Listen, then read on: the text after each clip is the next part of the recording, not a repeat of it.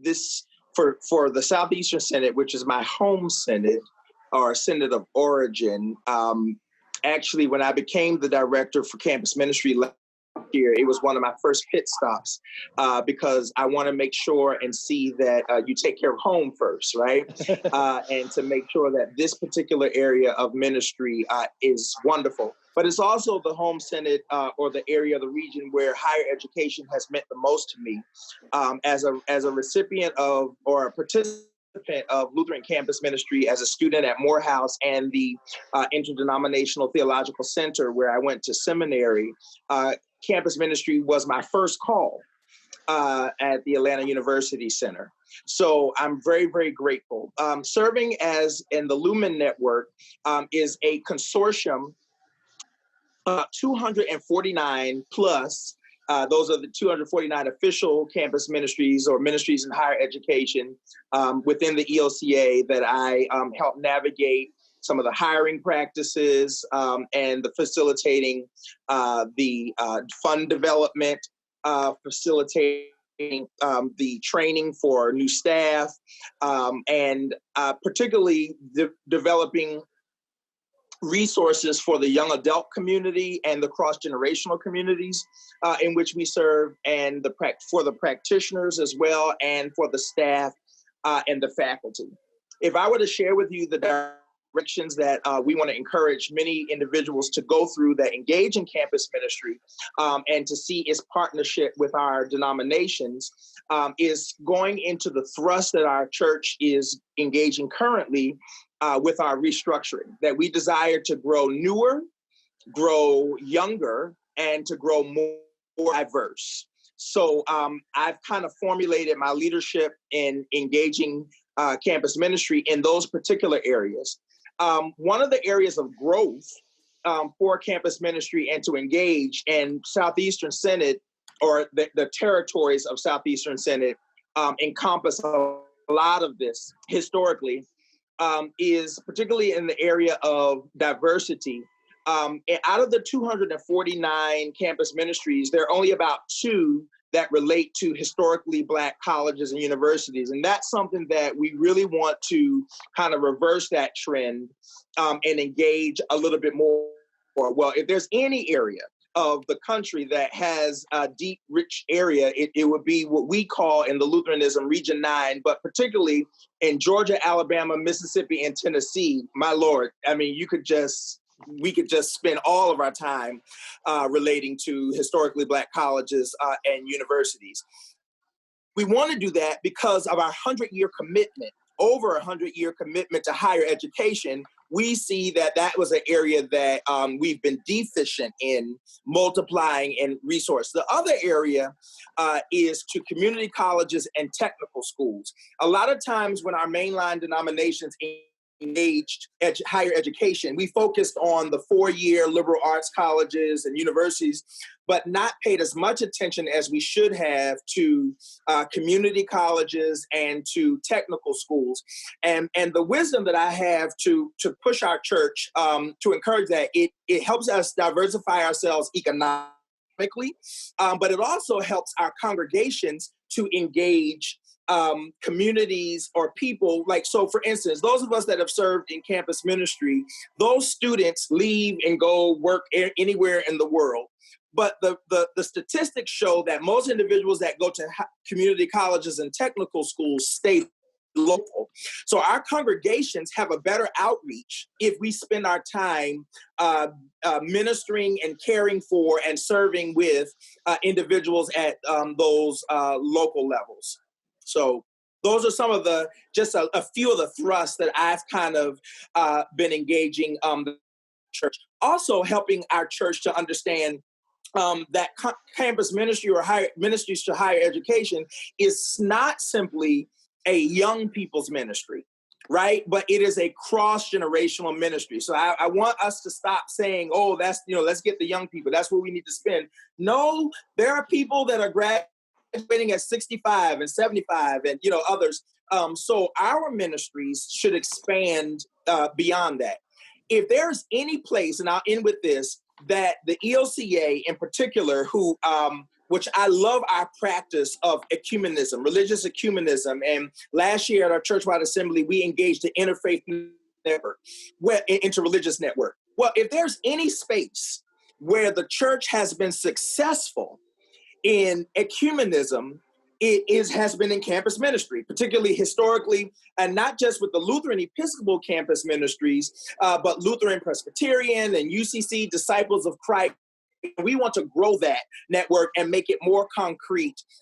We've been speaking with our counterparts, Shannon Kelly, who's my counterpart in the Anglican or Episcopal Church, and the Disciples of Christ and the United Methodist Church. Once they decide what they're going to do, we want to grow in all of those particular areas. So not just ecumenism, but also with our interfaith network, where whereas many churches are down the street from a mosque, across the street from a synagogue, they can choose to engage or not engage. You cannot do that in higher education. We've always historically had to find ways to embrace, engage, and to grow in that particular area. The last thing I'll say that we love about campus ministry for our network, it has also been a way for our church to grow more diverse in its engagement. The first woman ordained in the ELCA, or in Lutheranism rather, was a campus ministry, or to a campus pastor there in University of Maryland. So that has been a part of our deep, rich history that we want to see grow, and the haven for persons of same gender loving siblings. The LGBT plus community has been, this has been a place of growth and learning, particularly for those communities. And we want to shore that up and continue to share that witness beyond. So that's where we are. Thank you so much. It is a lot to take in, because that's just kind of where we are. I mean, I'm thankful that you're there to help be a part of that leadership and to continue to help bring us some guidance there. So thank you for that. I'm going to turn it over to Elizabeth here to kind of help walk us through. Elizabeth, I say let's have Bishop Kevin be introduced last, and then he'll lead us into a time of prayer and scripture reading. So take her away. Sounds good. So I guess up next, just to give us a brief update on your current ministry and introduction to yourself, would be James. Lamont. Pastor Jim. Sorry. That's all right. Yeah, when we don't, if you want to, you can put your title in there if you like. It'll help Elizabeth out a little bit. There you go. I'm Jim Dumond, and I'm the pastor at Reformation Lutheran Church in Greenville, Tennessee. And I'm working with Ken Saunders. And actually, I think we have a professor at Tusculum also who has been involved in campus ministry. And Ken, what is his name again? It's Jordan. He's up here. He's on here. Oh, okay. There he is on the right side.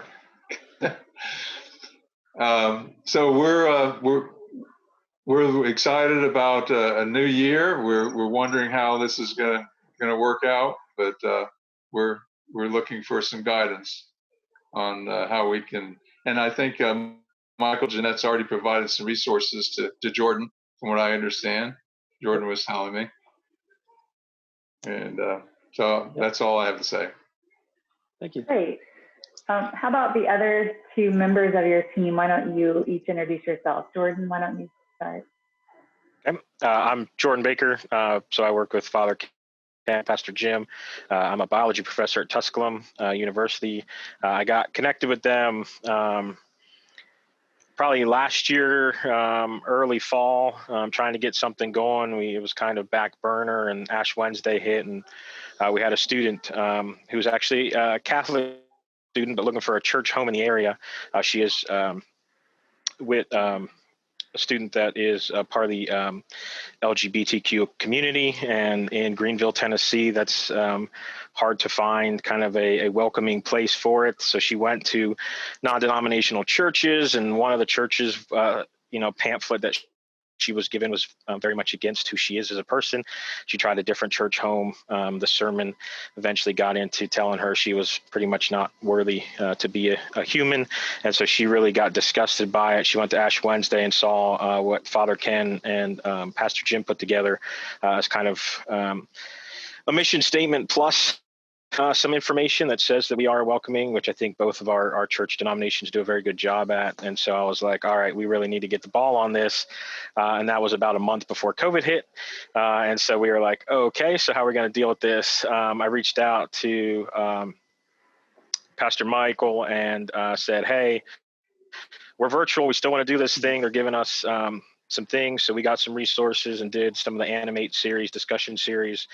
We had probably about 8 to 12 students on average attend those sessions. And so we'll see what kind of happens this fall. Our students move back on campus tomorrow. So a lot of prayers that we do follow our mask mandate that we have. And so we'll see what happens with that. But we're very excited. I would be the faculty liaison to that committee.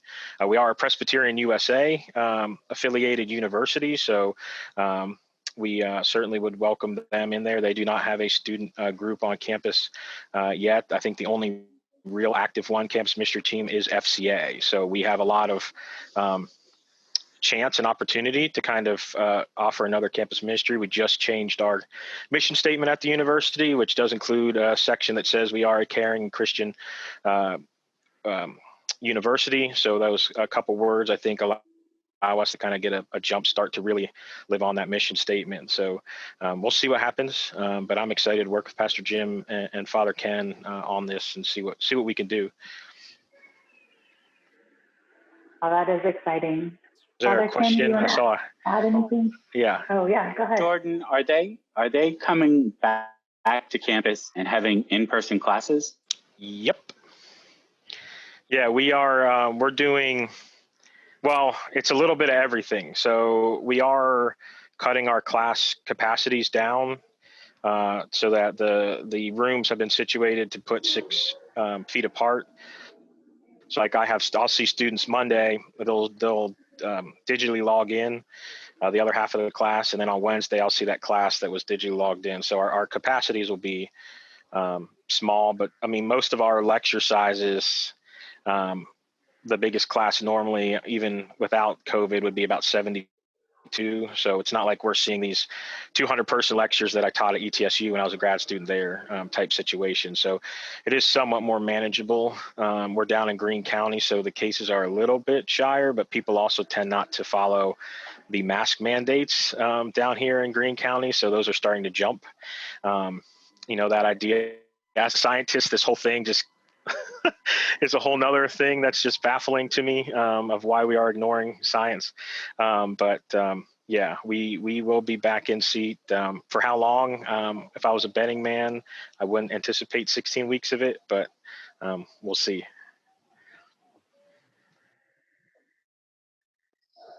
And then Father Ken. Great. Yeah.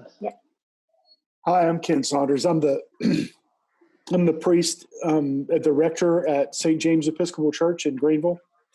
I guess it was Jim Dumont and I that got together and had the brainchild in late 2018, first semester, to do something on campus at Tusculum. I was probably 2 months in the box in Greenville when that started, and always kind of looking to try to engage the students in some way.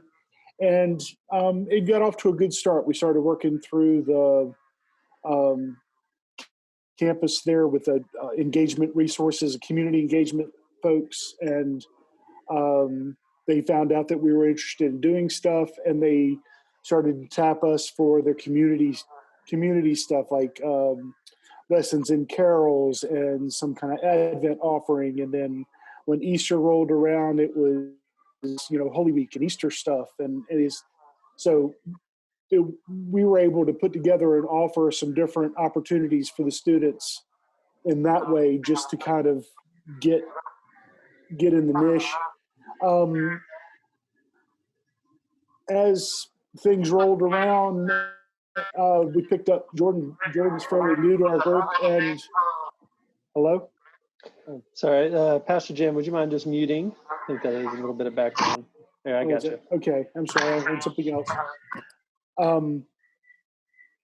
But Jordan joined our group, and he's been a great resource on campus and helps us get the word out and get things together. And then COVID hit, and it all went up in the air, and we're trying to figure it out just like everybody else is.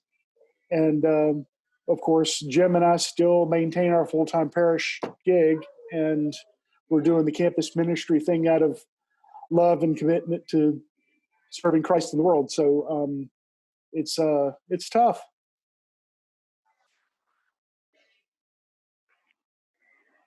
Thank you for that commitment. And it seems like the three of you are a good team. That's exciting. I look forward to hearing more. Let's hear now, who's next in my square, Ms. Brown.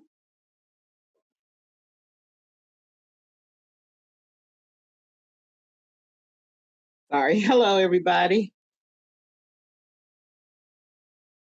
I'm Alicia Brown, and I am with the Atlanta University Center Campus Ministry, which is also part of the Interdenominational Theological Center and the Lutheran Theological Center in Atlanta.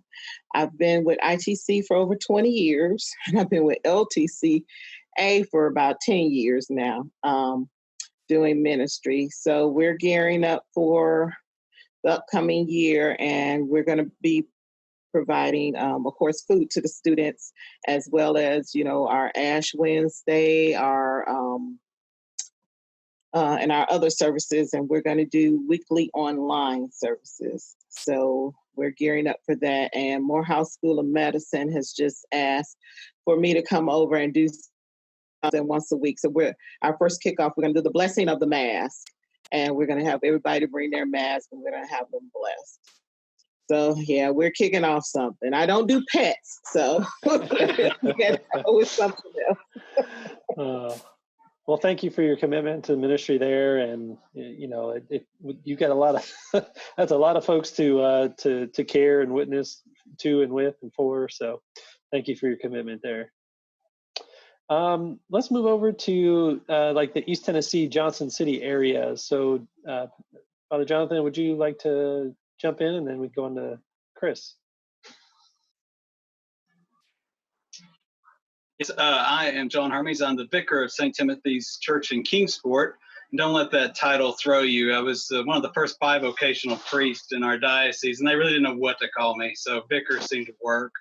But yeah, I've served St. Timothy's as a priest for about 3 years, and part of my formation, I was assisting chaplain Chris Harpster with the ETSU Campus Ministry, and just sort of fell in love with the ministry and been a part of that ever since. And I'm excited to see where the future takes us. Excellent. Thank you, Chris. Let's go over to you then, partnering out there. I am Chris Harpster.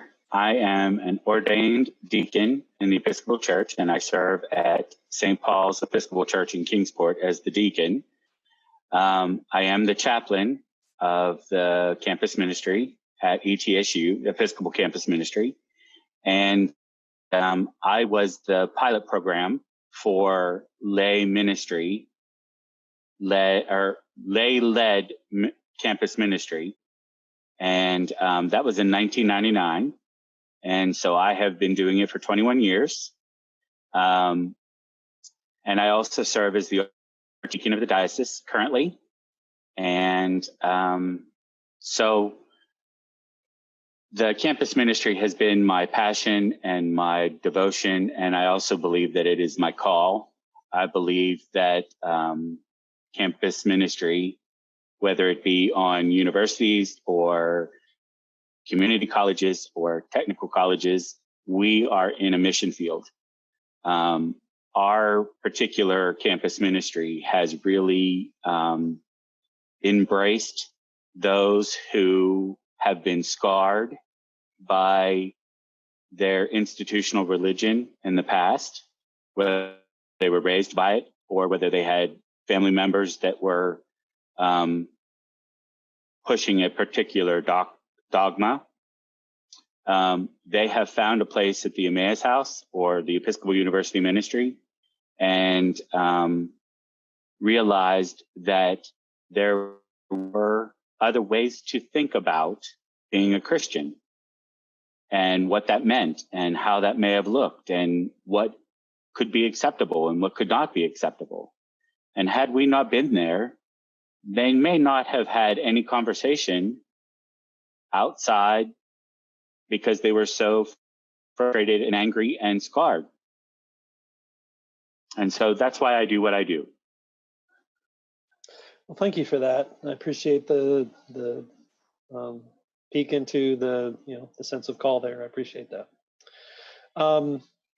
Okay, let's move to Middle Tennessee, or a little bit westward with Pastor John Tiro in Knoxville.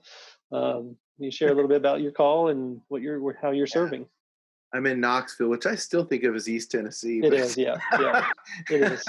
It is. Yeah, so I'm at Tyson House Campus Ministry. It's a shared Episcopal and Lutheran ministry, but we get, probably like most of y'all, we get just about everything that comes in, from nun to Coptic to just whatever. And it's a standalone center. It's got 7 dorm rooms and a room and a chapel, and it's really kind of a remarkable monastic space, and we're living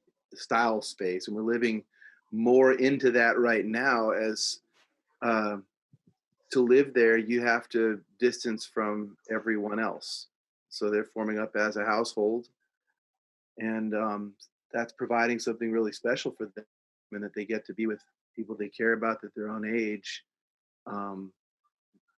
and not have to be distanced from everybody on the planet. But they are now distanced from their parents, and they're distanced from their siblings, and they're distanced from the entire rest of the world. So that's one thing that's going on. We've been doing outdoor hours lately, and that's actually been great. It's been surprising how many people are coming by. All you need is a puppy and a jug of lemonade and very clean cups that you manage with good medical practice. Yeah. And distance outdoors, and anyway, it's a weird start, but so far it's going okay. Yeah. Well, thank you. And I've been there for, like, depending on how you count it, either 17 years or 11 years or 10 years. I've been a pastor for 10, chaplain for 11, and I helped start the Episcopal Lutheran collaboration as the volunteer piano player before I thought about becoming a pastor. This engagement may have contributed to my decision to become a pastor. So here we are. Excellent. And you work with Father RJ? Father RJ Powell, who's, and I'm halftime Tyson House, halftime at St. John's, and then nearest Episcopal church to us is St. James, and he's a priest there, and he works with me too. And my wife is a professor at UT and has been our faculty advisor since 2003. So good connection. It's a little family. Well, thank you so much. Thank you. Let's see here. Dina Hobbs, if you would share a little bit about yourself. Hey, I'm Dina Hobbs. I'm the campus missioner at the Episcopal and Lutheran Fellowship in Macon, Georgia. We serve Mercer University, Middle Georgia State University, which is the community college. And last year we started an outreach to Wesleyan College, which is a private all women's school in Macon. And we are one of the red dots on the map when you look at the COVID map. And Mercer has decided to go back to solely in-person classes. So that caused a lot of anxiety in many of my students to be residential and to be in the class. They have a mask mandate. They haven't actually started class yet. I believe class starts Tuesday. So folks are just moving in, and we'll see how that goes. But we have a lot of anxious people right now. Middle Georgia folks are kind of living at home, and they're doing hybrid classes, so they're less anxious because, they're still living with mom and dad. They're not in a dorm, and they can take online classes if they want. I've been a little bit disconnected from Wesleyan because that ministry was so new. When COVID hit, they all just kind of went home and went back to their nest.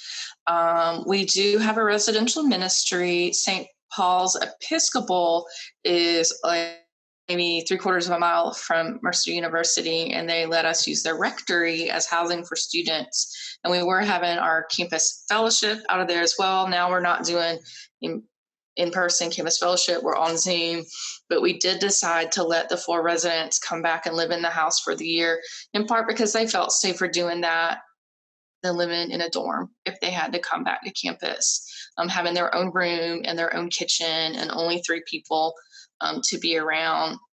We had them all, well, Mercer's having everybody tested. And you've probably seen that on the news, because of course some of them are positive, but we did have all the house residents and myself tested on before moving day.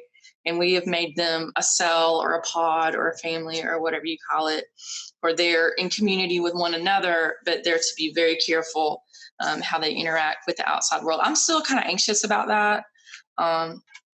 Is one of them going to get sick as the year's gone on? And we pretty much asked them if they do get sick that they'll go home and quarantine, or if they're exposed and test positive, even if they're not symptomatic, they'll go home and quarantine with their families. But we're just praying they're going to be okay.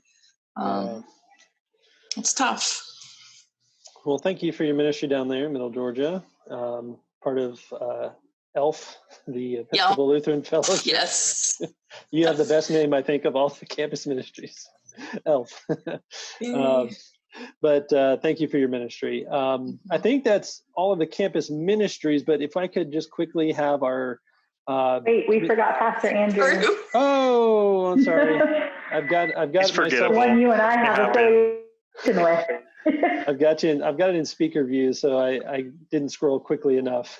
Pastor Andrew, sorry. That's the best regional facilitator there is. That's right. That's right. I don't know about that, but yeah, I'll take it. I'll take a compliment when I can get it. Yeah, good evening, everybody. My name is Andrew Fritzrickel. I'm a Lutheran pastor called the Grace House, which is the Episcopal Lutheran Campus Ministry that is housed and mostly at Georgia Tech, but also serving the communities of Georgia State, Agnes Scott, and Emory universities here in Atlanta. But probably my greatest claim to fame is that I was the 2-time roommate of the greatest biologist in Greene County at Jordan Baker. So that's probably my real claim to fame here. So I've been at Grace House for about 1.5 years now or so. It'd be 2 years in October, so I guess a little bit closer to 2 than it is 1.5. We have a residential gap year program that we run through funding from the Lilly Foundation and all that.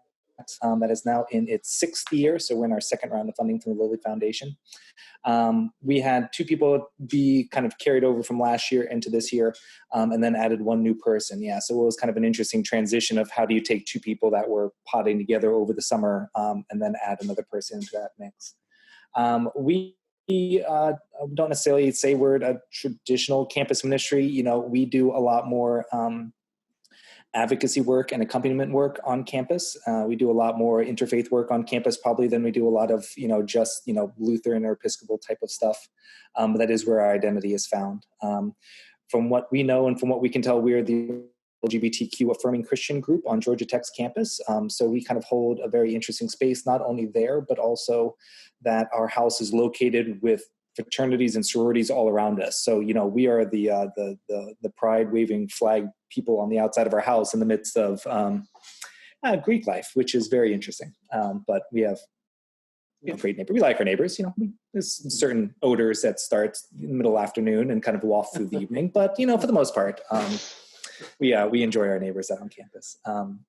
So we're doing well. And additionally, as Pastor Lamont pointed out, I'm also the Region 9 facilitator for campus ministries. So I'm told I'm the person that, gets emails when folks are trying to figure out what's happening, what's going on, questions, troubleshooting, resources, advice, evaluations, all that kind of fun stuff, helping filling openings and all that kind of stuff. So I'd like to still think I'm new at that role. I guess I've been in that role for about 1 year now or so. So I guess that means I should know what I'm doing, but I don't quite do yet, but Pastor Lamont's getting me more and more on track every single day. So I thank him for his patience and resilience. So yeah, he's a good man. So.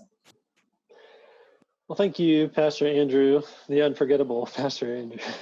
Sorry about that. All right, Elizabeth, before I put my foot in my mouth, did I miss anybody else besides our team members and Bishop? Yeah, nope, I think we got it all. All right, so let me go to our first team member. Just a quick where you're located. So Wayne Fell, let's go to you. Okay. Yeah, Wayne Fell. I live right near the city of Atlanta, and I'd like to go to Pastor Lamont. Great to see you again. We worked together for some time as directors of evangelical mission, and campus ministry needs passion and energy. Pastor Lamont lacks neither. I think we're very blessed to have you in that position. So thank you for doing that, and good to see you. Yeah, I guess I got hooked on campus ministry. I was on the Georgia Tech board for 5 years, president for a couple of years.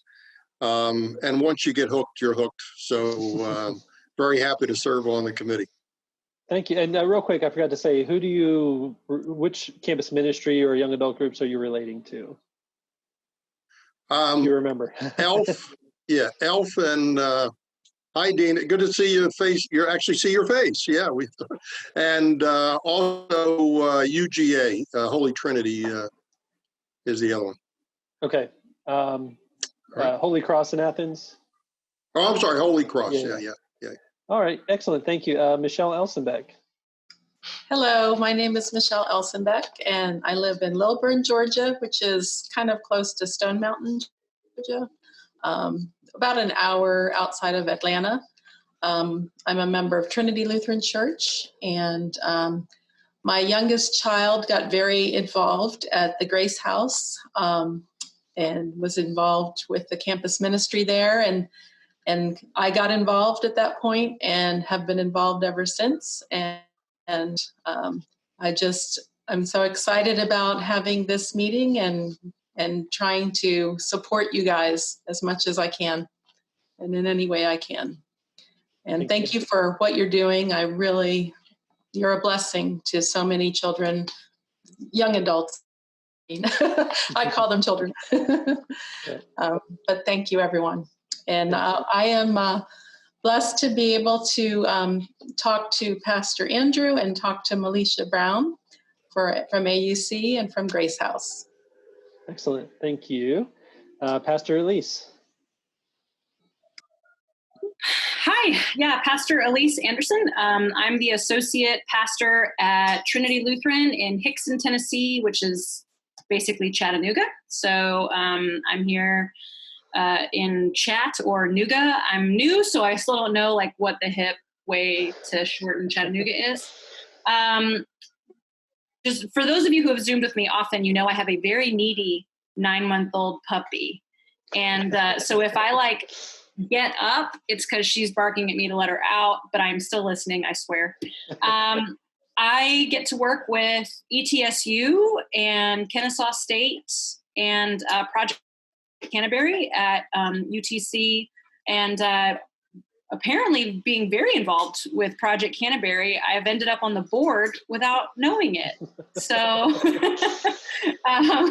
but I'm the daughter of 2 Lutheran pastors, one of whom has been a campus pastor at different locations for 20 plus years, probably more. So couldn't pass up a chance to be involved in campus ministry, since he's still mad at me that I wasn't involved in campus ministry as a student. But Grace House is where I went to a YAGM presentation, which is what made me do YAGM, which is what made me become a pastor. So I have still a very dear place in my heart for campus ministry. So that's why I'm here. Excellent. Thank you. And so Bishop Strickland, if you would share your greetings and lead us into a time of scripture and prayer.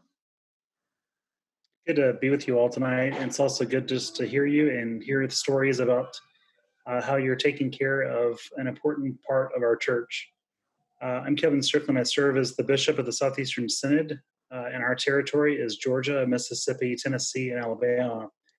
And so there's one Lutheran bishop in those 4 states, and there are about 8 Episcopal bishops. So I've gotten to know my Episcopal colleagues these now year that I've been serving in this role, and have really enjoyed getting to know them.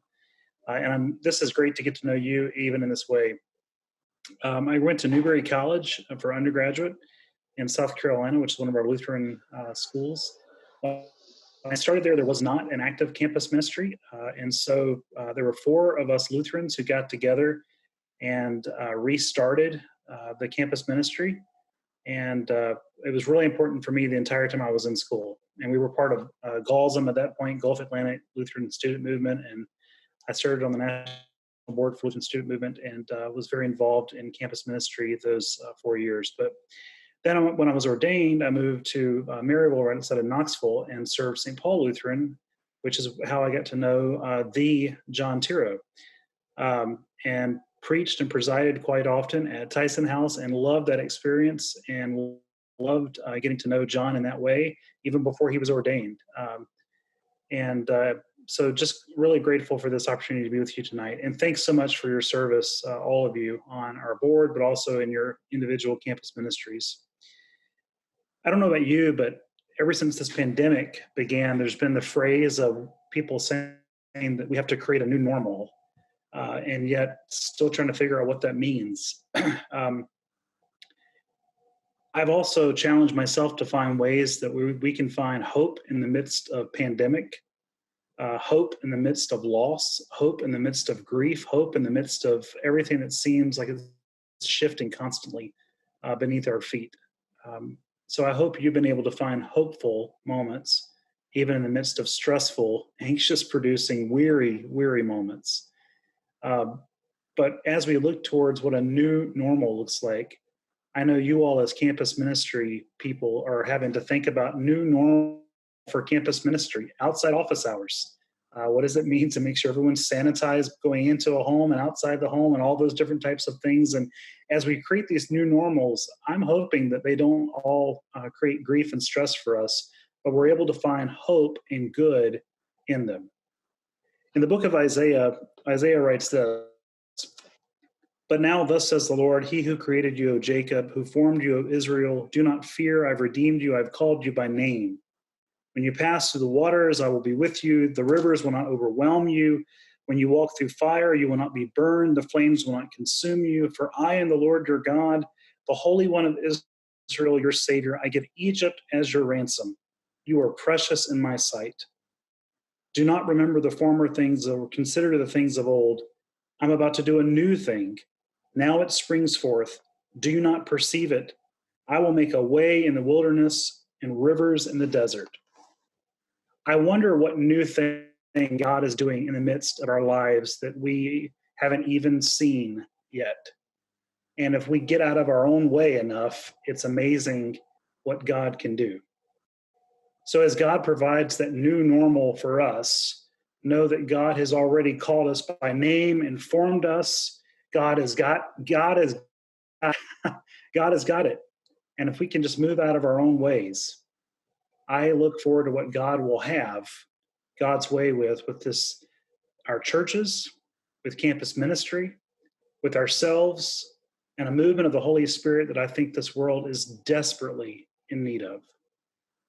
And I pray that might be our new normal, a movement of the Holy Spirit that shakes this world, to know that we are not in control of ourselves, but we must give that control to God.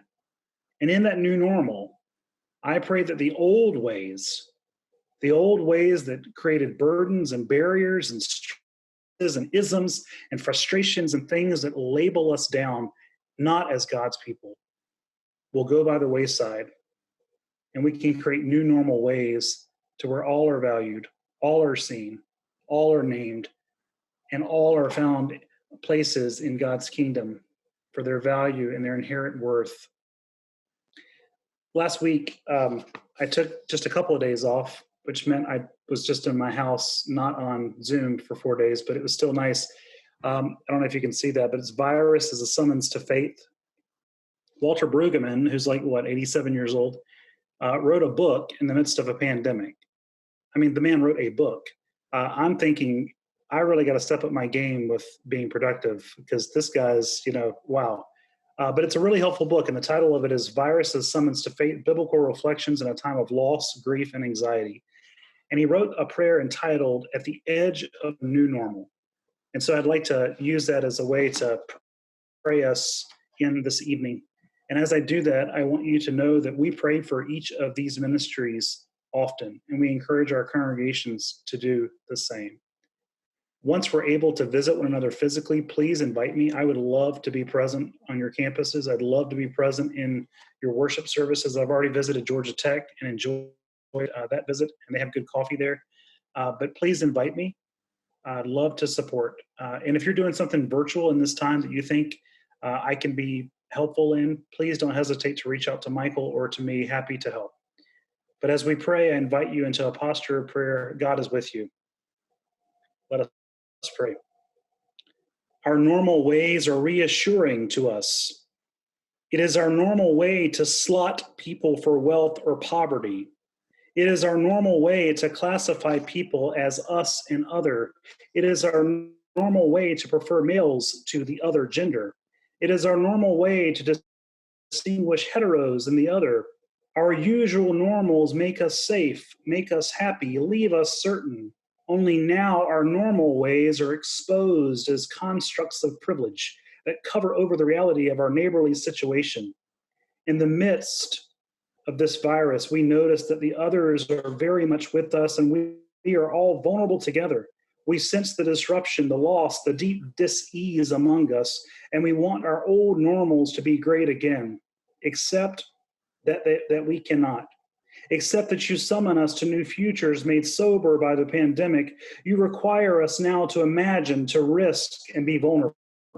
As we watch the new normals emerge among us, the blind see, lepers are cleaned, poor have good news, students' debts canceled, the poor have health care, workers have living wages, the atmosphere breathes fresh air. We want to return to the old normals that yield for some safety and happiness. But you, O God, dispatch us otherwise. Your new normal for us requires some adjustment by us, and adjust we will. We will live and trust and share differently. All things new is a huge stretch for us, but we know it is your good gift to us. With wistfulness, we receive it, we embrace it, and we give thanks to you. Amen. Amen. Thank you all. Great to be with you even in this way tonight. Please reach out and let me know if there's any way that I can support campus ministry, or to be present with you virtually, or hopefully one of these days to be physically together again. Won't that be great? So please be in touch. God be with you this evening. Nice to be with you. Thank you, Bishop. Take care. All right. Well, thank you. Just very briefly, I am a Georgia Tech graduate. So I was at the campus ministry at Georgia Tech. That was part of my introduction to campus ministry, and I'm very thankful for that time.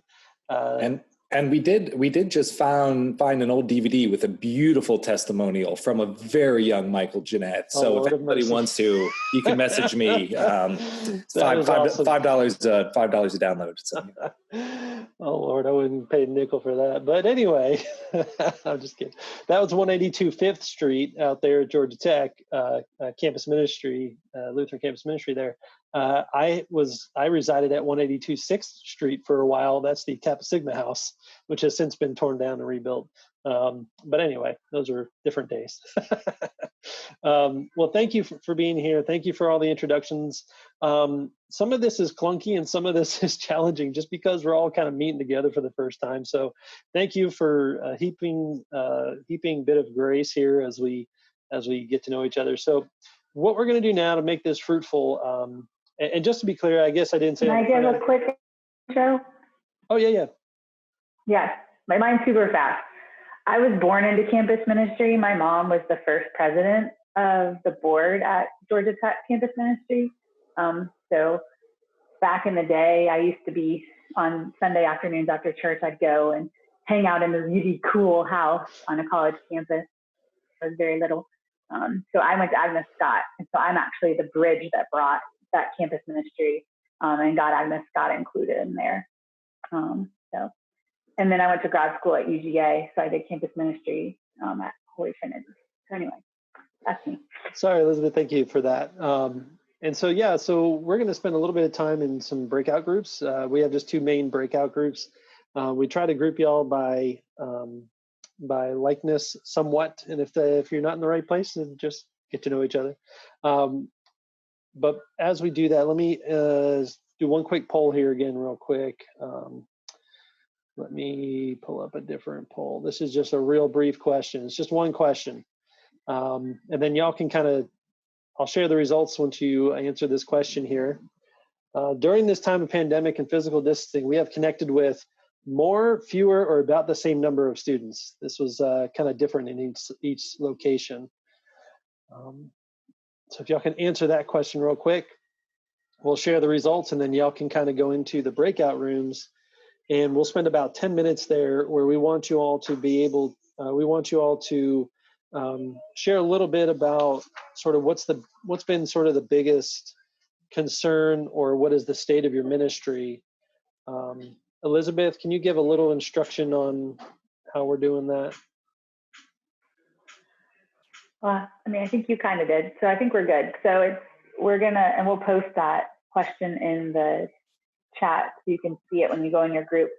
We're going to give you less than 10 minutes just to have a chance to go around and tell other people what's been going on with your campus ministry, and also kind of what some of your challenges are, concerns, and maybe some exciting things that have happened during this time too. And then we'll come back together, and what you'll do is you'll need to pick somebody from your group who's going to share just kind of a really brief synopsis of what was shared within your group. So we'll post it in the chat. It's posted. There it is. You can see it. So we had 5 of y'all say fewer, 5 said about the same, and 2 said more. So just interesting to kind of see. All right, so we're going to break you into groups. Pastor Lamont, I did put you in a group, if you're okay with that. And then Elizabeth and I are going to hang out in the main room to do some facilitating. And then some of you, so those of you who are on the campus ministry team, we did assign you a room. So we'll give you a 30-second warning when it's time to break back into here. Well, hopefully those were fruitful conversations. Any top 1 or 2 things you would like to share? We'll try to keep it brief just to keep on time and respect everybody's time, but is there anything to report back that would be helpful for us as a whole to be thinking about? I'm not saying this is not a time to answer all questions, but a time for us to consider what do we need to be thinking about or helping in, or just to hear concerns. So let's go to go ahead. Oh, sorry, I was just going to say breakout room 2. The biggest concern is the pandemic and how different universities and colleges are handling students coming back, and the kind of exposure each campus ministry will be able to get in terms of keeping existing students involved, but also drawing in new students. And so, a lot of creative things happening, and it also seems like a lot of things kind of restarting and remolding and rebuilding.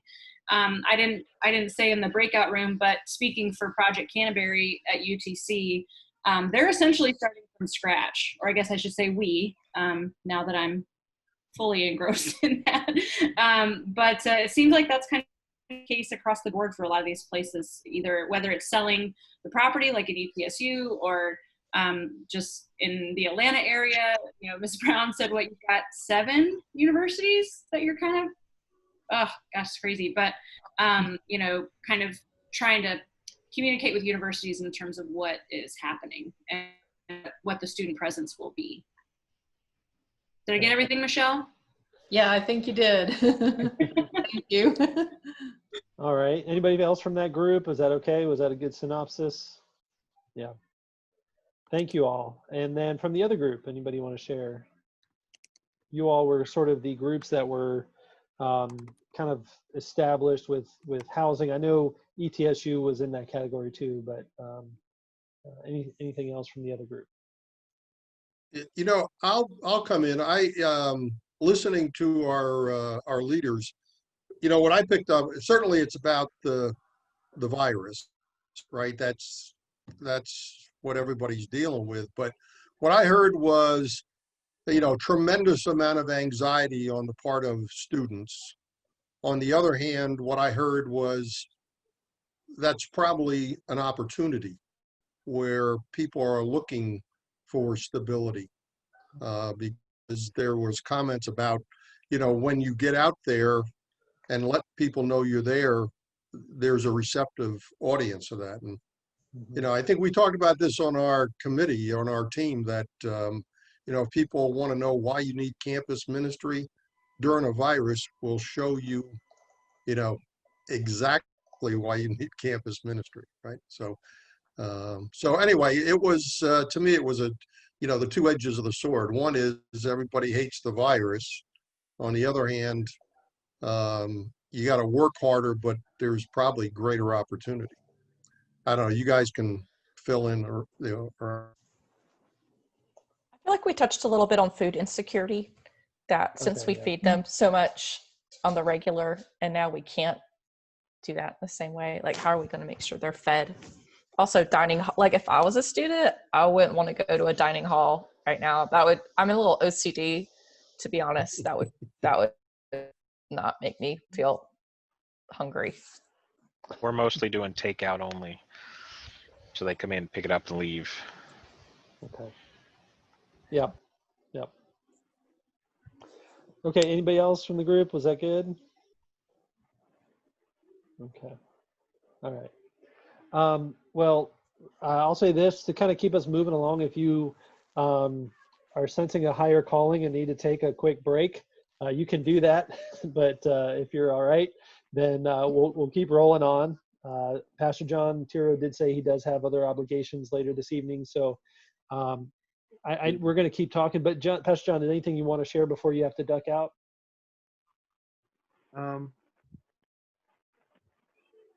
I'm enjoying hearing the ideas that people are having. Like Andrew, what you were talking about with the sort of where's Waldo, here's where the pastor with the iced coffee is going to be instead of the coffee house approach, and the way that this is necessitating getting outside the building and out. I think that's good, and I'm certainly noticing an opportunity to reach to other campuses near us since we're online anyway. I mean, honestly, we could reach to your campus, but we won't. We'll pick other campuses. But like, what I mean is like people can dial in from anywhere.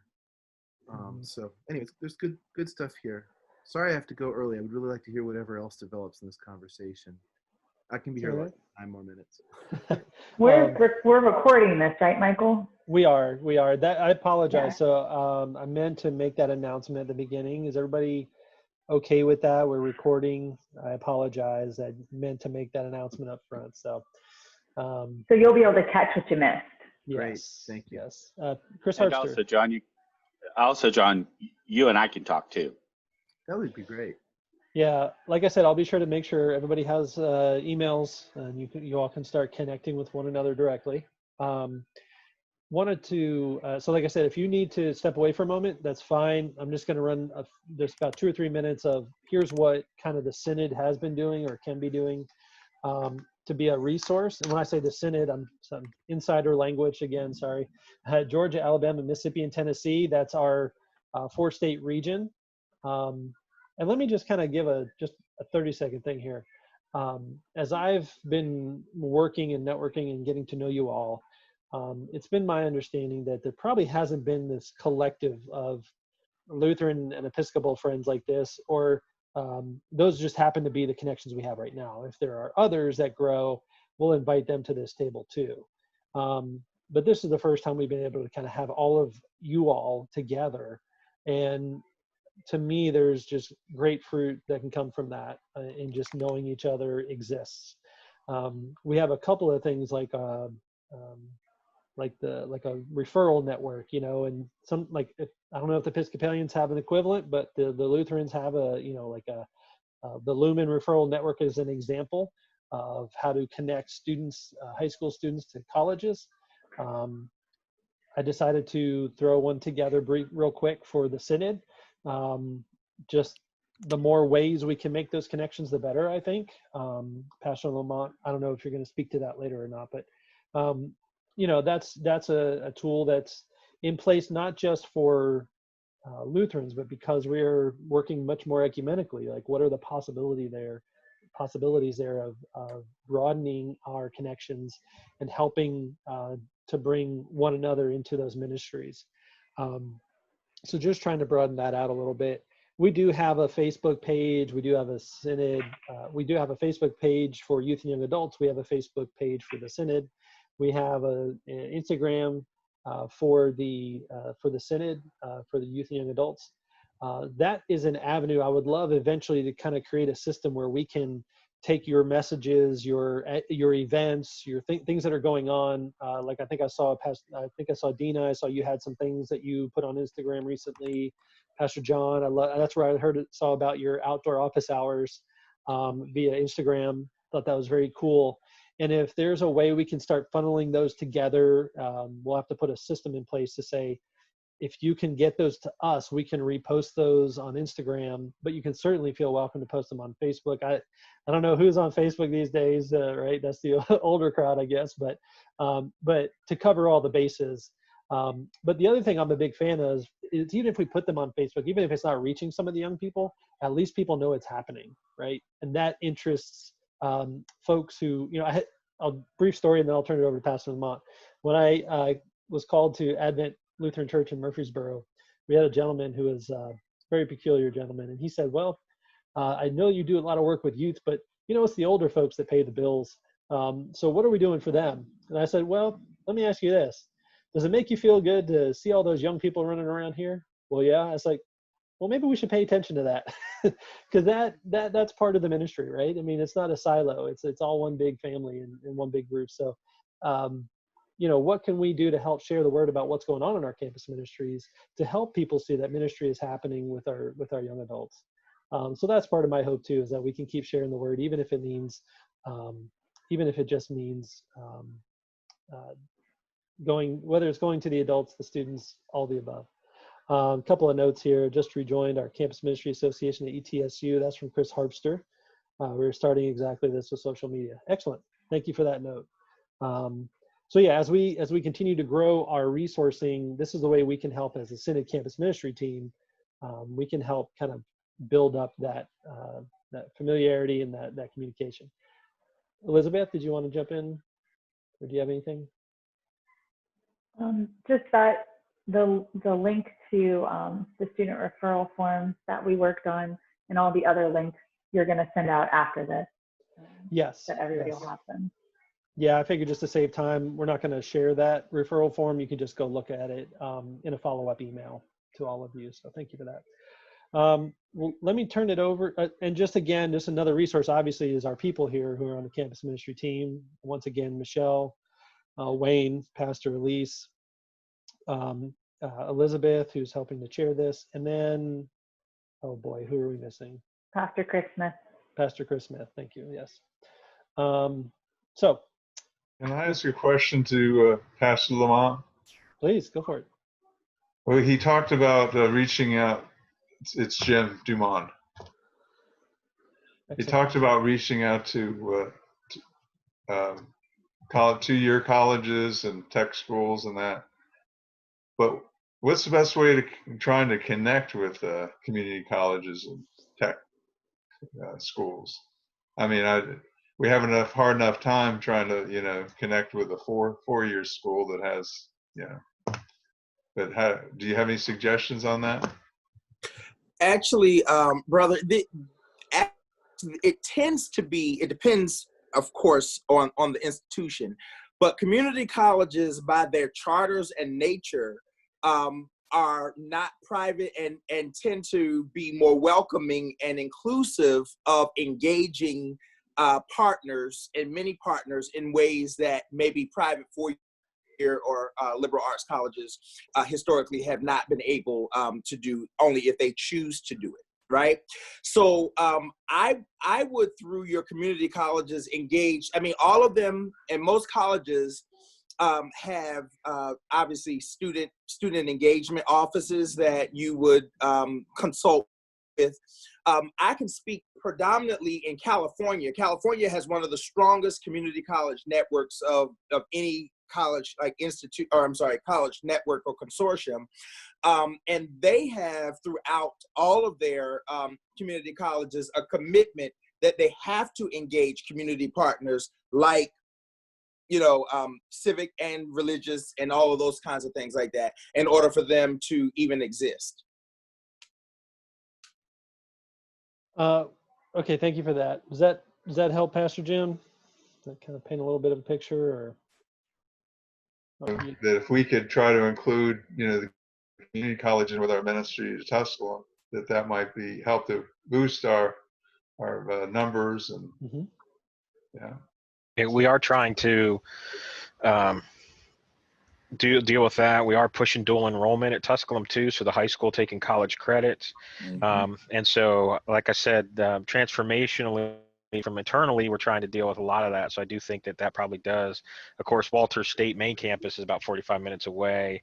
Northeast State about an hour and a half. So it does. But Pellissippi, Pellissippi, something gives us some reach, I guess. But certainly not opposed to it by any means for that. But might be ways. There's a Walter State right here, right in Greenville. They have a branch campus in Greenville. Yeah, they have a branch campus. Okay. Yeah. Yep. Awesome. Yeah, I was going to ask if that ever came to be. I know that was. Was that new building downtown? Yes. It took them 5 years to build. Oh, nice. I did serve at St. James Greenville for about 4.5 years, so I do know that area. Well, Pastor Lamont, let me turn to you and just see if you have anything else you'd like to share with us. We got about 5 or 10 minutes to share about some more of what you got going on. Or less. So one of the things that I think, and I see above me are the questions of, do people know what Lumen is, or the Lumen Network?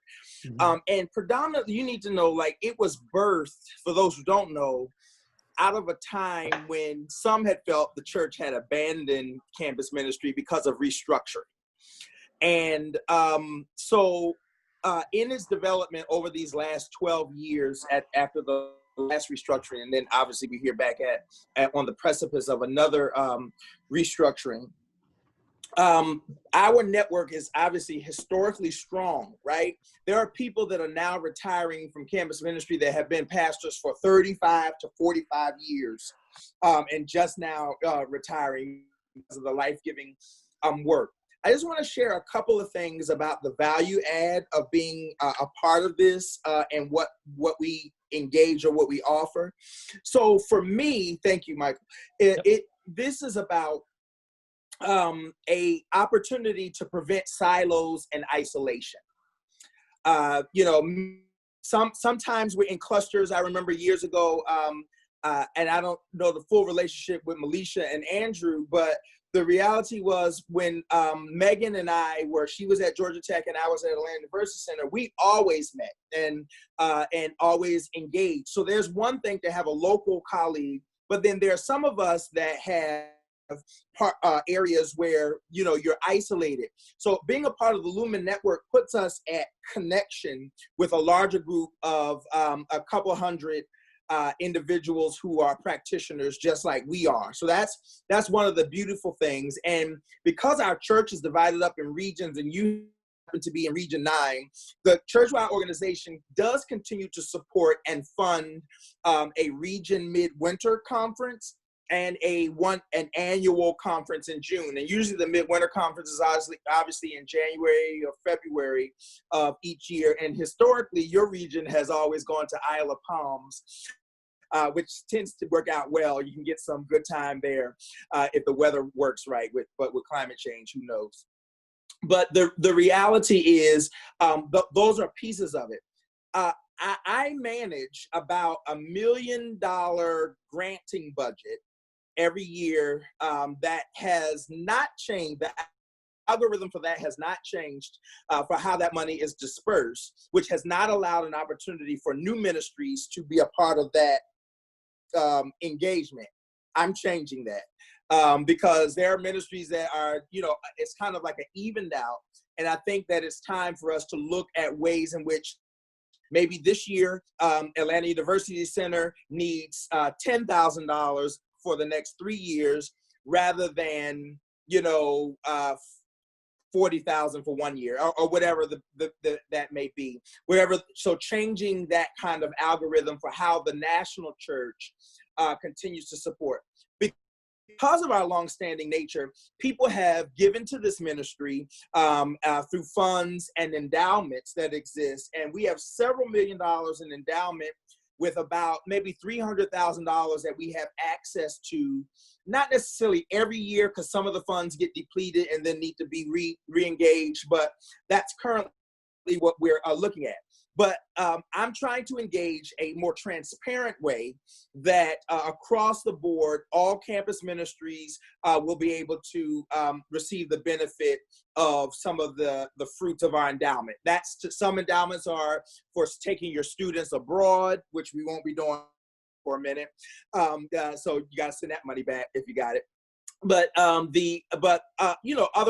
ways in which to be innovative with our campus ministries.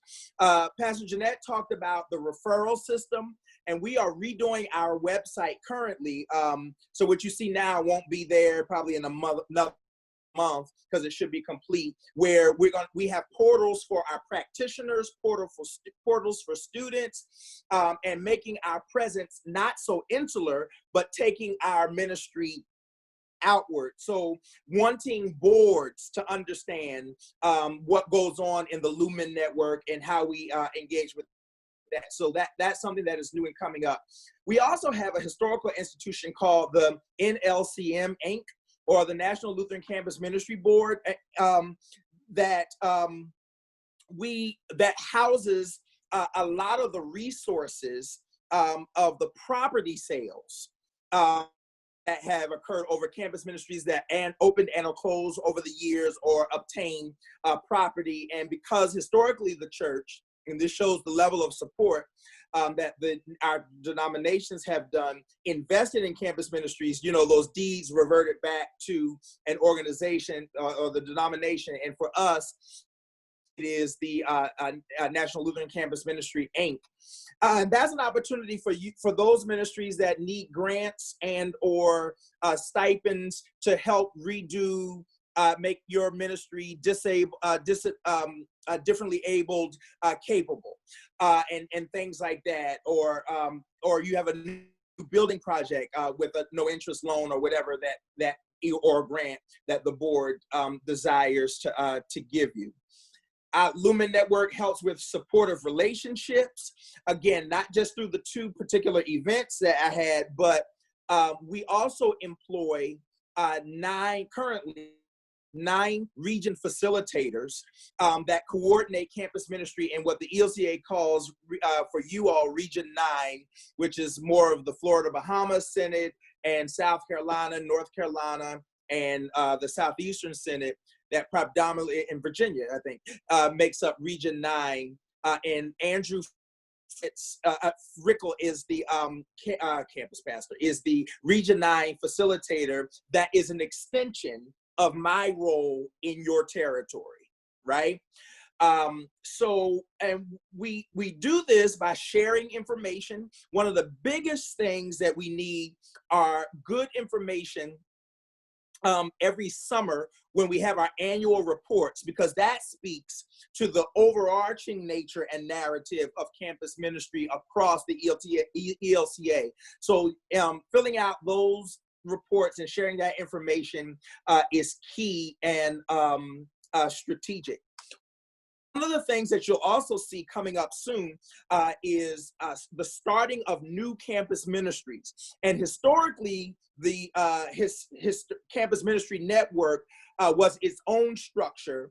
Now we're under the domestic mission unit within the ELCA, but we now engage with our DEMs or Directors for Evangelical Mission in helping us start new and or renew campus ministries within the territories that we serve and or engage. We provide consultation with building development and also with campaigns, financial or capital campaigns, and also the Lumen Network serves as the professional development network and onboarding for new staff and how we teach and learn and share in those particular areas.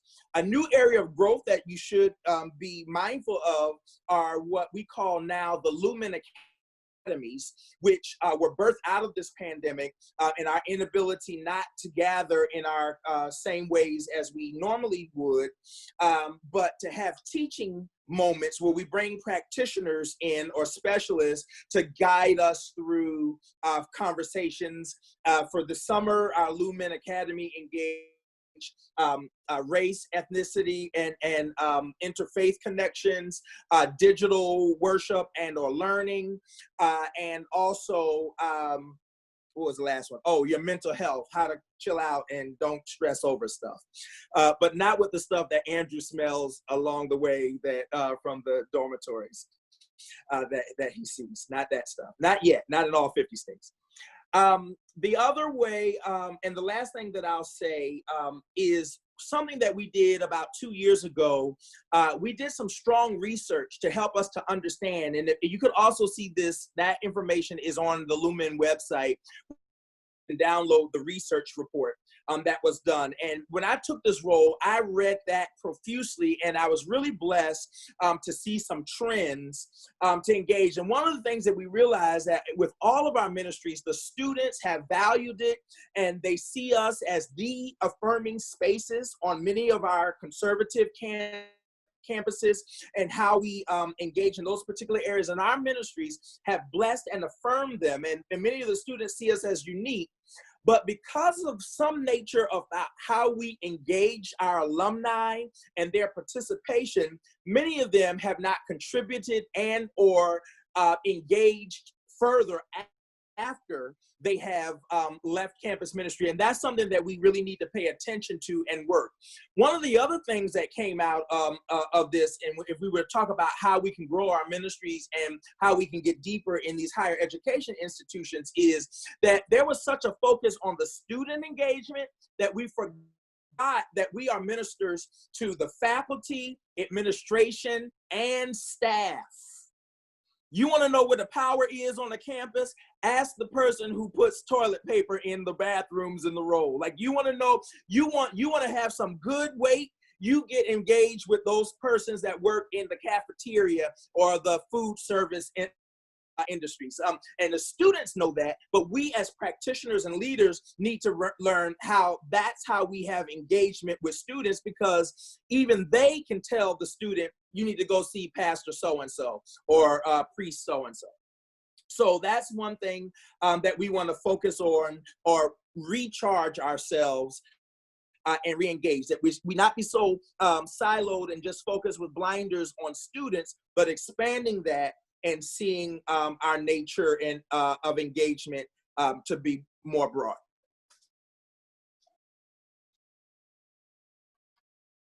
Thank you. One more thing, Michael. Oh, you're good. Then beyond that, because of the quality of nature of who we are, so when the ELCA looks at, and I'm sure our Episcopal siblings know this as well, there are parachurch or intra-church ministries that do great work. So our global mission department or our advocacy group really engages our campus ministries in a way that we really fuel the work that they do. So for instance, our global mission unit has a, somebody said they were a YAGM. I can't remember who was that. Yeah. At least, right? So campus ministry is the biggest funnel or pipeline group that engages the young adults in global mission. That the biggest group that engages our advocacy office with particularly ELCA votes and other particular areas. So and that's one of the values of us being a broad church and an international communal church, is that the students that we engage are not just blessed by the meals we give them, but also the relationships that we can bridge for them that connects them to larger and other particular areas of life and ministry that go on for a long time. So we're that institution that has those blessings for our students. Well, thank you so much. You can see a little bit of the Without being a Greek. Well, I'm sorry. I said without being a Greek. Yeah, that's right. Any questions for Pastor Lamont or thoughts that were inspired? Anybody? I just had one quick question. Yeah. The Lumen Academy, were those like live webinars, or is that a video resource, or is there any videos or something that we can see those? Yeah. Or? So the Lumen Academies, they are recorded and will always be recorded to share in a portal on our website, and particularly on our new website. And so the only problem is that we happen to start these at a time we're doing our website, like in the last 30 days. So that's been the delay, but they will be available. I will say this though, that is the value add of being a member, a paying member, a chartered member of the Lumen Network. Right. So there'll be some information that is just generally public, and then as a part of the Lumen Network, there are other portals that are backed up in a different way. Gotcha. Thank you. As a way to entice people to engage. Yes, Chris. So, do you need to be ELCA to join the Lumen Network? No. Yeah. How do you go about joining the Lumen Network? Somebody's been posting the the network stuff several. Yeah, that's me. Like, so yeah. I see a bunch of web links, but like yes. the actual process, like for a university like us, a smaller university, what's like the fee to kind of right join that? According to our board, the fee is scaled. It is scaled at various levels, but the ask is a $250 a year commitment. Okay. So, there's an opportunity for campus ministries that are stronger to offer and engage a $500 year commitment. And for me, the amount of investment that comes to many practitioners in the Lumen Network, that already pays for itself. The amount of money that is given in grant for a regional facilitator and for a midwinter connection, and then the reduction in the cost that is underwritten by the national church is already way more than the $250 investment to get you the access to various things. Mm-hmm. Other thoughts or questions for Pastor Lamont? Well, thank you for that. I appreciate you sharing. That gives you a little insight to what's going on with the ELCA leadership, and thank you for that. I'm hoping this is getting wheels turning and sparking some thoughts and ideas for you. I want to turn now to just a little bit more about what our campus ministry team is doing and can do to support you. And so the first thing I want to do is turn to Wayne.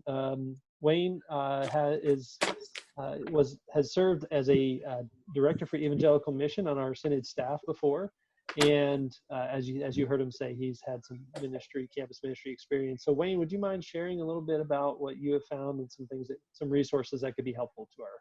Right. Yeah. I wanted to talk about money, so nobody's probably interested, but. In the Southeastern Synod of the ELCA, we have a grant program called the Great Commission Grant. Now, don't worry about writing anything down, because Michael and Elizabeth, I sent you everything I'm going to tell you. I put on a sheet of paper, including my phone number and Gmail account, so you can call me if you need more details. But the core part of the Great Commission Grant, our grants are only for congregations, but the outreach, it's a matching outreach, which I'll tell you about in a second. It actually is one of the few grants that a campus ministry can apply for, because the definition says It's for outreach ministry projects by congregations and official ministries of the Synod. And campus ministry is official ministry of the Synod. If you're Episcopal, Lutheran, or any one of our other ecumenical partners, you also qualify. And the core program is a $5,000 matching grant. So if you know, we heard a lot about food. If you and your campus ministry folks are trying to launch a new food program, if you raise $5,000, this grant gives you another $5,000. If you only raise $1,000, it'll give you $1,000, right? It's $5,000. The purpose is to get programs going. So that it's normally for a year. I've seen it sometime go into a second year. And I put this in the summary you'll get. It is not intended to become a permanent part of your budget, right? So it's the launch funds, but sometimes it does go in other years. Now, I show you where to go on the ELCA or on the Synod website. And I gave you the website, where to go on the Synod website to read the actual grant stuff and access the applications. But there's 3 other parts of the Great Commission grant that there are ways that campus ministries can use them, but a congregation must apply for them. All right, so one is a multicultural grant. And these are not matching grants. These other ones, which I list on that summary you'll get. On a multicultural educational grant, that's for up to $1,500. And that's been used actually really well in partnership with ministries and churches for like MLK Day, right? Where you hire a speaker and pay for the food. And I know a lot of our campus ministries directly tied to a church. So what you do is you have the church apply for that multicultural $1,500. Or you, like I say, they work really well when you get ministries and churches in an area together. But in any event, you'll get the summary of what's there. Plus, when you follow the directions to get to the Synod website and to actually read the detail, it'll show you what these are about. And again, if you've got any questions at all, you have my cell phone. You call anytime, and my email. But again, the outreach grant, I think, is something to really think about, because I hear everybody thinking about doing things differently. And campus ministry, naturally, I mean, I think campus ministry is an outreach program. So, but you'd have to have a specific program. But it'll give you $5,000 if you'll raise $5,000. All right. Excellent. Thank you, Wayne. I appreciate that. And you'll send that out, right, Michael? Oh yeah, that'll be part of the, so the team, you all, as a team, you all will receive a draft of that email before it goes out to make sure it's got all the resources in there. So just a few more minutes and then we'll be done. But I just want to spend a few more, I wanted to ask you about some ways to help us help you, right? This is the Jerry Maguire moment. Help me help you. Help me help you. And this is something from Elizabeth and myself, is it would do us a world of good as a team to make sure we have a couple of things: your constitutions, forming documents. We have some documents called memorandums of understanding or agreement that help build and facilitate the relationship across ecumenical lines, that help us to, yeah, there you go, help us help you. They having some of these documents in place, budgets, listing of income and outgo, annual reports, all of these things that we don't get too excited about maybe are extremely helpful for us as a team to help you. Now, we're in different stages. Some of you are well-established campus ministries. Some of you are revisioning. Some of you are just starting. But those kinds of things, founding documents, constitutions, it sounds drab, but it really helps us to get our hands around, because it helps us get our head around the purpose and vision of who you are and how you're responding to God's call in those places. Those will help us to get an understanding, because there is a lot of turnover, right? We say congregations have life cycles. Well, campus ministries kind of do that in miniature. Like you zip through several, after 4 years, you have a whole new congregation, just about. So as transitions happen, it helps us as a synod and leadership to kind of carry over that and have some continuity amongst campus ministries. Help us to make sure we're on your e-news lists. I've got a couple that I'm a part of, and so if we're keeping that communication going, that's going to be helpful. Dina mentioned, just reshare some Instagram posts. We could do that. But if you have e-newsletters, go ahead, and you have my permission to put at least me on your e-news, or at least make us aware of how to get on your e-news list so we can be aware of your events that are going on. If you want to submit an event that's going on, you can go to our calendar on our Synod page and submit your own event.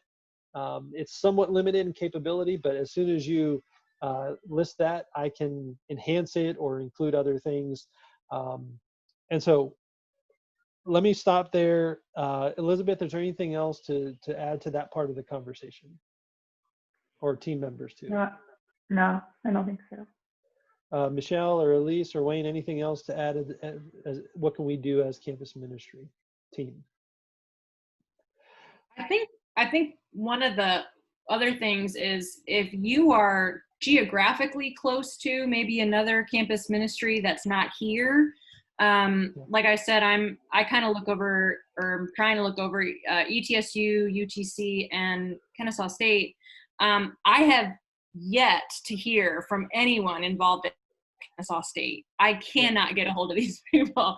So to my Atlanta folks, or central to North Georgia, if like, hey, I don't see them on the list, but I know there's a technical college in our town that has a pastor that runs a program. Like if you know of these other maybe smaller programs, or just have a more professional or personal connection with other pastors or campus ministry leaders in your area or in this synod of these 4 states, please tell us and give us their contact information, because half the battle is just kind of hunting people down and letting them know that we're here to help. Yeah. Is there a campus ministry at Georgia, University of Georgia? Yes. So there's a relationship with Holy Cross Lutheran Church in Athens. That's one of the churches that, one of the ministries that Wayne is trying to help facilitate connection with our team. It's been kind of on again, off again. My wife was a student at University of Georgia back in the late 90s, and she, at the time, it was sort of a joint ELCA Missouri Synod ministry. It has adapted and changed over the years. And so I did invite Pastor Nathan to come on board with us tonight, but he couldn't make it. And so, yeah, there's a connection there. It seems to be that one of the challenges we have that I would really hope that we can do as a team to help facilitate the beginnings of campus ministries that are congregationally based. That seems to be kind of a big hill to climb for some. And so we'll do whatever we can to try to help make that an easier pathway, provide some guiding documents maybe, and some tips and tricks to help get that started. That was the case for me in Murfreesboro, where I was trying to make headway with Middle Tennessee State University, which is the largest undergraduate population in the state. And we had developed a great relationship with the Methodists, with the Wesley Foundation. And then there was a transition in leadership and things kind of went back to zero for a while. So some of the other things we'll do as a team is to help communicate what's going on. I think there's a lot of resources that we've been putting together as a whole synod that's covering Georgia, Alabama, Mississippi, Tennessee, that I want to invite you into and share with you. And I'll be doing that through the follow-up email. One of the things we just heard about through the CARES Act is that there are grants that are going to be provided by the government to help pay student loans of their employees. So I want to put that on your radar. There's an article I'll share with you that you can go out and look at for yourself. It's not through the church, but it can go to churches. And so that's to help pay student loans up to a certain amount of $5,000 or $6,000 a year, without that being on a church's payroll taxes and without that being part of your taxes that you have to pay. It's not loan forgiveness. It's just a grant possibility. So if you're sitting there with student loans as a campus missioner, campus minister, please know that that's a resource that I'll share with you. Plus, we have a lot of education events that we're doing as the Synod, as the Lutheran Synod in the ELCA. I'm sharing all that with you, not because I just want to get this wealth of information out there and to connect with all of you. We do have an e-news that goes out twice a month. As a youth and young adult ministry, we have an e-news that goes out more randomly based on events and certain activities. And so, yeah, let me stop there. I'm ready for us to kind of get to a close, but is there anything anybody wants to share in terms of questions that didn't get addressed, things you're doing for the fall, or any ideas or things you all want to share? Pastor Andrew. Yeah, I just wanted to throw out, kind of as Lamont said, and I mentioned earlier, I'm the Region 9 facilitator and all that kind of stuff. And so we, as a region, have regular calls and all that kind of stuff, Zoom calls that we kind of check in and talk about what's going on. Region 9 runs everywhere, everything from, Fredericksburg, Leesburg, Northern Virginia, all the way down to Florida, Bahamas. So we kind of cover a fairly wide swatch, but I'll put my email address in the group chat here as well. So if you haven't been getting emails from me about these calls and about some of the things we're trying to do as a region, go ahead and drop me a line so I can get you on there. We do have a Facebook group that we're starting to ramp up a little bit more.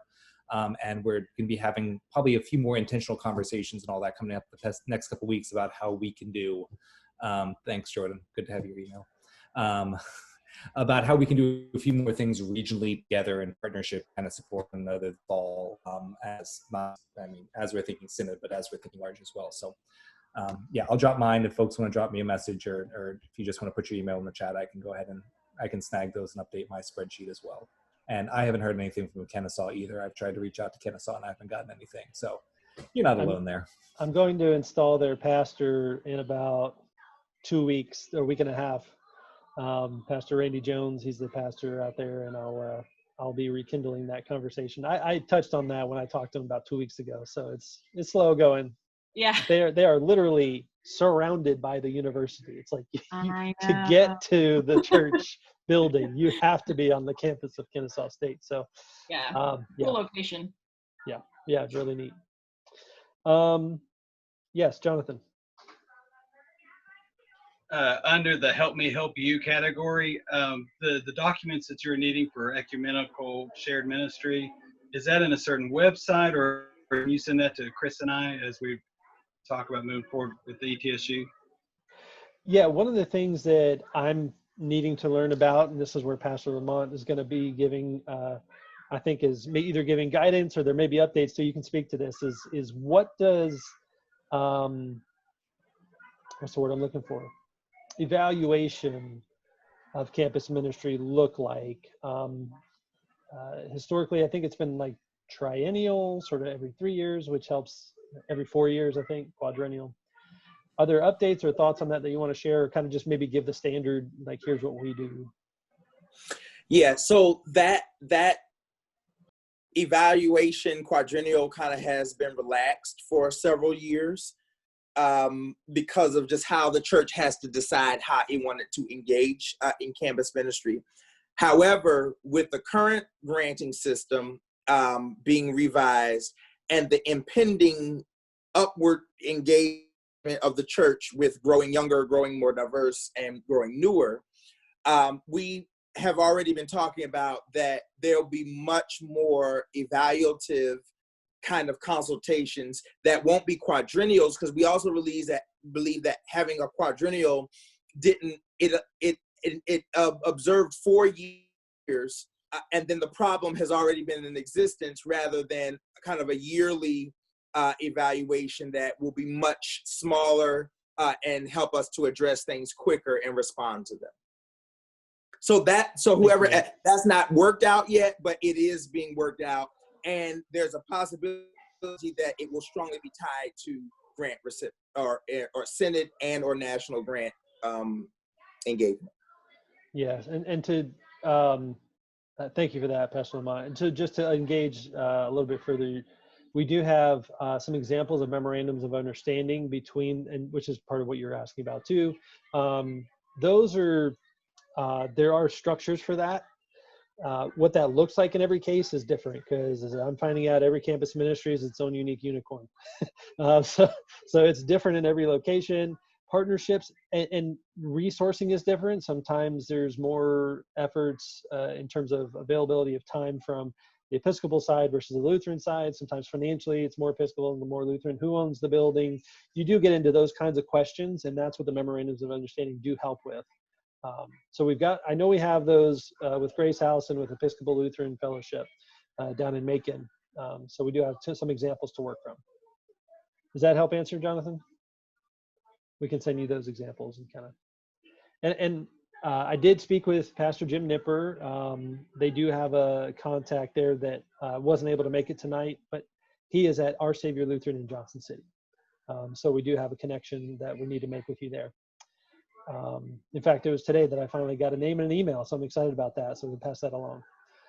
So for you, Jonathan, Chris, we'll make sure that there's a connection there. All right, well, I kind of want to pause there. Is there any other last questions or thoughts? You will get an email with the recording with all the links and resources. I'll save the chat so I can reproduce those links. It'll be quite, I think, an extensive list of resources to connect you to. Everything from the Lumen information, our Region 9 work that we're doing. And really, I just want to thank you all for being here, that we can connect. Sorry, you might be hearing Disney Plus in the background. Sorry about that. Kids are getting ready to wind down the evening here. I have a 12th grader who I see about 15 minutes a day. I have a 9th grader who likes to hang out in the living room, and then the 2nd grader who just is all over the place. So any closing thoughts from anyone? I'm so thankful for all of you. Is there anything you want to share? Thank you for giving your time.